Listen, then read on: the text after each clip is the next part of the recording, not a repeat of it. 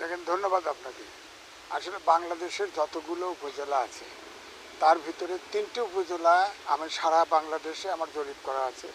3টি উপজেলার মধ্যে সাতিয়া থানা একটা অন্যতম। আপনি দেখেন এখানে তেমন কোনো সুযোগ সুবিধা নেই, একটা হসপিটাল নাই। ইছামতি নদী বাংলাদেশের সবচেয়ে বড় নদী, অথচ এই নদীটা মারা গেছে, রীতিমতো দখল হয়ে গেছে। পদ্মার সাথে এটা কানেকশন, মানিকগঞ্জ দিয়ে এটা সমুদ্রে হয়েছে। তো এই জন্য আমি বলবো যে এই উন্নত উপজেলাকে অন্তত পক্ষে মানুষের জীবনযাত্রা এবং যেগুলো বেসিক নিডস যেগুলো বলে, অন্ন, বস্ত্র, খাদ্য, চিকিৎসা, স্বাস্থ্য, শিক্ষা, এটার ব্যাপারে আমি কিন্তু আন্তরিকভাবে চেষ্টা করব। তাছাড়া এই দেশে ধরেন আমি নিজে কোনো দুর্নীতি করি নাই, সুতরাং আমি চাই যে কোনো ব্যক্তি এই এই সাতিয়া থানার এবং বেড়া থানার, বিশেষ করে পাবনা এক কনস্টিটিউন্সি, কেউ অপরাধ করুক, কেউ অন্যায় করুক, চাঁদাবাজি করুক, মাদক ব্যবসা, যেগুলো সমাজের জন্য একদম সম্পূর্ণ সমাজের জন্য অত্যন্ত ক্ষতিকারক হয়ে গেছে। এবং আমাদের এই সাতিয়া থানায় আপনি দেখেন লোকজনও কিন্তু খুব দরিদ্র, তাদের প্রত্যাশাও কম, কিন্তু তারা বাঁচার জন্য অন্তত বেসিক নিডস যেটা দরকার সেটার জন্য আমি চেষ্টা করে যাব এবং আমি জনগণের সাথে থাকব। এবং আমি যদি নির্বাচিত হই এবং আমি নমিনেশন পাবো, ইনশাল্লাহ নমিনেশন পেলে আমি যদি নির্বাচিত হই, আমি 1 পয়সাও চুরি করব না জনগণের। এবং আমি আমি কথা দিচ্ছি যে আমি এই যে টিআর, কাবিখা, বৃদ্ধ ভাতা সব চুরি করে, এটা আমি করব না। আমি জনগণের একদম নিবেদিত প্রাণ হয়ে যতটুকু পারি আমি ততটুকু চেষ্টা করব, সবাইকে নিয়েই আমি চেষ্টা করব। এবং আমি আশাও করি যে আমি যেটা পালস, আমি ধরেন সাংবাদিকতা করি, আমি বড় হয়েছি।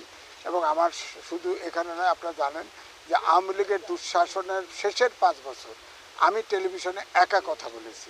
আমি কিন্তু সেখানে শুধু সাংবাদিকের জন্য না, পুরা দেশের শোষিত, নিপীড়িত, বঞ্চিত লোকের জন্য কথা বলেছি, ফ্যাসিবাদের বিরুদ্ধে কথা বলেছি। একটি দেশে আমি মুক্তিযুদ্ধ করেছি, কিন্তু একটি দেশে, গণতান্ত্রিক দেশের নামে আয়নাগর হয়, বন্দিশালা হয়, এইটা কিন্তু পৃথিবীতে কোথাও বিরল নাই। এই জন্য আমি সহ্য করতে, আমি মৃত্যুর ঝুঁকি নিয়েও আমি কথা বলেছি। এবং আমারও বয়স হয়েছে, ফ্যামিলি আমার বড়, আত্মীয় স্বজন আমার বড়, এই এলাকারই সব বাসিন্দা। আমার বক্তব্য হচ্ছে আমি কোনো চাঁদাবাজি করব না, চাঁদাবাজিকেও প্রশ্রয় দেব না আমি। এবং আমি বলছি যে আমি সবচাইতে দুঃখী ব্যক্তিদের সাথী হতে চাই। আমার জীবনের কোনো ভয় নাই। আমি ইতিমধ্যেই আমি ওই 15 বছরের ফ্যাসিবাদের, বিশেষ করে 5 বছরে আমি জীবন উৎসর্গ করে ফেলেছি। আমি মারা গেলেও আমার কিছু আসে যায় না, আমার ফ্যামিলি করে খাচ্ছে। আমার ফ্যামিলিতে কোনো তদবির নাই, কিছু নাই, যার মেধা দিয়ে, আপনার যোগ্যতা দিয়ে। কিন্তু এই অঞ্চল, বিশেষ করে আমি বলবো সাতিয়া অঞ্চল, বেড়ার পৌর অঞ্চল ছাড়া সাতিয়া অঞ্চলটি কিন্তু আসলেই লোকজন খুব গরিব এবং বঞ্চিত। তাদের পথ চলার ব্যবস্থা করে দিতে হবে অন্তত পক্ষে।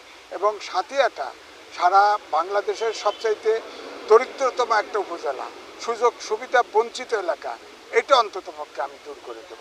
আমি চেষ্টা করব এই এলাকার উন্নয়নের জন্য। আমি আমার শেষ নিঃশ্বাস থাকা পর্যন্ত চেষ্টা করব। আমি জনগণকে সাথে নিয়ে কাজ করব। আমি অনুভূতি, পালস বুঝেছি, সবাই সহযোগিতা করতে প্রস্তুত। এবং আমি নির্বাচনে বিএনপির মনোনয়ন পেলে আমি ইনশাল্লাহ জিতব। এবং আমি জিতে আমি বলছি, আপনারা সাংবাদিক, আপনারা দেখবেন আমি একটি পয়সা চুরি করব না। আমি একটা পয়সাও চুরি করার জন্য আমি কিন্তু তার বিরুদ্ধে দাঁড়াবো। এবং তাতে যদি আমি এমপি থাকে, আমার বিরুদ্ধে আবার মিছিল হয়, হোক, আমি কিন্তু অন্যায়ের কাছে আপোষ করব না। এটাই আমার বক্তব্য।